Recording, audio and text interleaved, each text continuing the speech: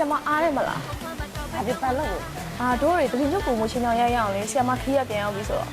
ငါခီးတော့ပင်မလို့ရိုက်ချင် အာဆရာမကလည်း promotion ချတာလေမသိဘူးလား သူတို့ချငါပြီးတယ်လေ90ရာလို့ချတာငါပြီးသားတယ် 90ရာခိုင်နှုန်းနဲ့မဟုတ်ဘူးအခုကကောက်ကောက်ဖြောက်ဖြောက်ဆိုးဆိုးငွေသားဆိုလေ2000ခွဲနဲ့2သိန်းထိပါတယ် ဟဲ့ဟုတ်လို့လား promotion အဲ့လောက်ချတာ ဟာဟုတ်တာဗောလားပါဆန်ဆိုလေသူကလေ25ရာခိုင်နှုန်းနဲ့90ထိချတာလေဆရာမရဲ့ ဟုတ်လားအဲ့လိုမျိုးရိုက်ချက်မယ်လေ အေးရိုက်မယ်လုံးဝအမိုက်စားရေးတွေဆိုတော့လေ အေးရိုက်မယ်ခဏလေးငါတော့နေသွားချင်ဘူးခဏဆောင်ရော